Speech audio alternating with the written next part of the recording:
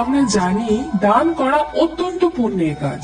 আমাদের যে যার সাধ্য মতো কিছু না কিছু দান অবশ্যই করা উচিত।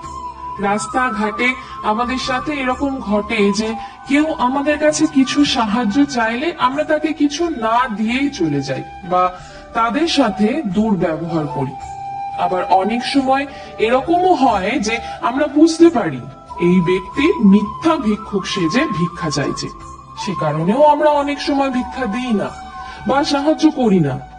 কিন্তু আপনি কি জানেন আমাদের সমাজে এমন একজন মানুষ আছেন যাকে না চাইতেও সাহায্য করতে হয়? হ্যাঁ, এই কথা আমি বলছি না, এই কথা বলছেন স্বয়ং ভগবান শ্রীকৃষ্ণ। আমরা যদি ভিক্ষুককে দান নাও করি, তার থেকেও হাজার গুণ বেশি অপরাধ হবে যদি আমরা এই একজন ব্যক্তিকে দান না করে অবহেলা করি এবং অবহেলা করে দূরে সরিয়ে দিই। এই ব্যক্তিটিকে আমরা যদি দান করি তাহলে এতে পুণ্য হবে হাজার গুণ বেশি, কারণ এই দানে স্বয়ং ভগবান শ্রীকৃষ্ণ খুশি হয়। তাহলে চলুন জেনে নেওয়া যাক কে সেই ব্যক্তি যাকে অবশ্যই আমাদের দান করা উচিত, সাহায্য করা উচিত, কখনো অবহেলা করে দূরে সরিয়ে দেওয়া উচিত নয়। শাস্ত্রে বলা হয়েছে দানের ফল পরকালে বর্তায়, অর্থাৎ আপনি এখন দান করবেন সেটা আপনি পরকালে গিয়ে তার ফল পাবেন। আমরা অনেক সময় ভিক্ষুককে দেখা মাত্রই দান করে থাকি। কিছু ক্ষেত্রে ভিক্ষুকদের পিছনে কাজ করে থাকে এক প্রতারক চক্র, তখন সেই দান নিষ্ফল হয়।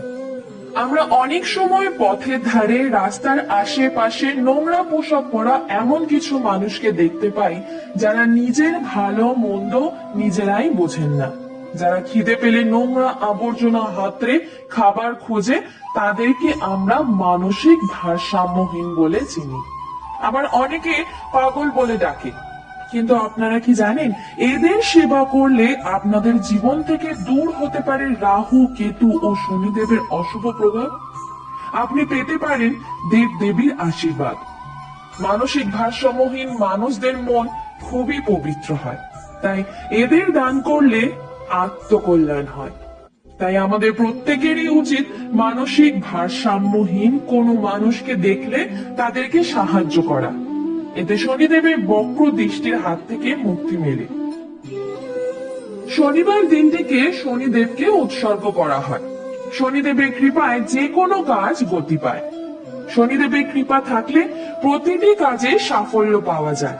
অন্যদিকে শনি যদি অশুভ অবস্থানে থাকে তাহলে আমাদের অনেক সমস্যার সম্মুখীন হতে হয়। কর্মে সে ব্যক্তি কখনো সাফল্য পায় না।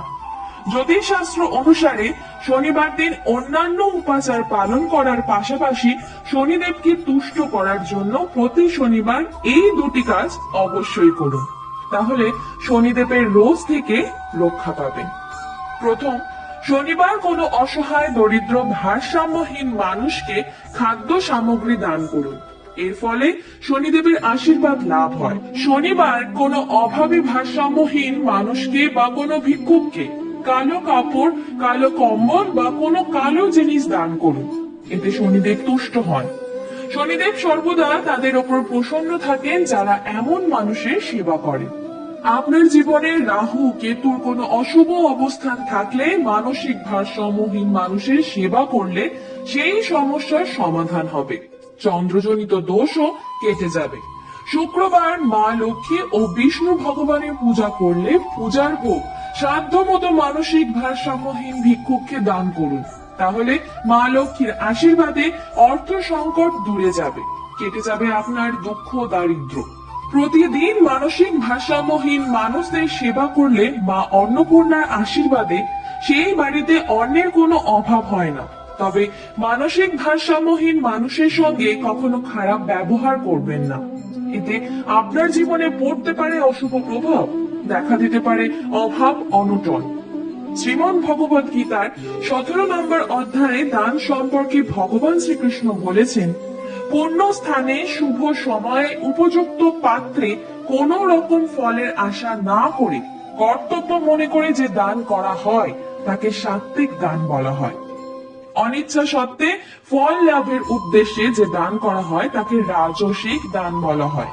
এবং সৎকার রহিত তিরস্কার পূর্বক অশুচি স্থানে অসময়ে কুপাত্রে যে দান করা হয় তাকে তামসিক দান বলে। এই তিন ধরনের দানের মধ্যে সাত্ত্বিক দান সব থেকে ভালো। এমন দানি মানুষ খুব সহজেই মৃত্যুর পরে বৈতরণী নদী পার হয়ে যায়। তাই মানসিক ভারসাম্যহীন মানুষকে যে ভোজন করায় তার পাপ নষ্ট হয়। এছাড়াও দান সম্পর্কে বলা হয়েছে পাথর ও সোনাতে যার সমজ্ঞান, যিনি মানসিকভাবে দুর্বল, যার শোক নেই, নিন্দা প্রশংসায় যিনি উপেক্ষা প্রদর্শন করেন, উদাসীনের মতো যিনি প্রিয় ও অপ্রিয় জিনিসের পরিত্যাগ করেন, সেই মানুষকে দান করা গৃহস্থের একান্ত কর্তব্য। দান প্রসঙ্গে এই শ্লোকে মানসিকভাবে দুর্বল মানুষদের সেবা করার কথা বলা হয়েছে। ভগবত পুরাণে বলা হয়েছে যে এই কর্মের ফল স্বয়ং ভগবান শ্রীকৃষ্ণ দেন। আমাদের শাস্ত্রে যেমন গোমাতার সেবা করার কথা বলা হয়েছে, তেমনি অন্যান্য পশু পাখিদের সেবা করার কথাও বর্ণিত হয়েছে। আর তারই সাথে উল্লেখ করা হয়েছে এমন মানসিক ভারসাম্যহীন মানুষদের সেবা করার কথা। কারণ শারীরিক ও মানসিক পার্থক্য থাকলেও আমাদের সবার আত্মা একই, আমরা প্রত্যেকে পরমাত্মার অংশ। কিন্তু আমরা যদি এমন মানসিক ভারসাম্যহীন মানুষদের অবহেলা করি কিংবা দূরে সরিয়ে দিই, তাহলে এই কর্মফল আমাদের ভোগ করতেই হবে। তাই ভগবান শ্রীকৃষ্ণের নাম নিয়ে নিজেদের সাধ্য মতো সেবা করুন। মানসিক ভারসাম্যহীন মানুষদের খাওয়া দাওয়া সম্পর্কে কোনো জ্ঞান থাকে না।